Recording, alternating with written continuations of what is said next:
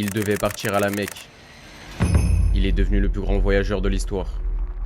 Si vous pensez que Marco Polo est le plus grand explorateur de l'histoire, c'est que vous connaissez pas l'histoire. Ibn el-Battuta, un érudit musulman d'origine amazigh, il est né à Tanger au Maroc et à l'âge de 21 ans, il décide de faire son pèlerinage à la Mecque. À une époque où, je le rappelle, il n'y avait pas de train, il n'y avait pas d'avion, il n'y avait pas de gamos, il n'y avait rien. Donc il voyageait soit avec un chameau, soit avec un cheval, soit en bateau ou soit des fois à pied. Et son voyage à l'origine, il devait durer juste 1 an. Mais au final, il s'est étendu sur 30 ans. Car après avoir traversé l'Afrique du Nord, il est arrivé dans la péninsule arabique et il est tombé complètement amoureux du voyage. Et c'est là qu'il décide de continuer son exploration. Il ira visiter la Chine, l'Inde, la Malaisie, l'Afrique de l'Est ou encore à la fin de son voyage, l'Empire du Mali, où il a pu témoigner de la richesse de l'Empire car c'était des zones qui n'étaient pas décrites par les Européens. En tout, Ibn el-Battuta, il a exploré 44 pays, soit 120 000 kilomètres. Et pour que vous compreniez, c'est 3 fois plus que Marco Polo à la même époque. Aujourd'hui, l'aéroport et le stade de Tanger portent son nom, mais en Occident, peu de gens le connaissent alors que c'est le plus grand explorateur de l'histoire. C'est LM les mecs.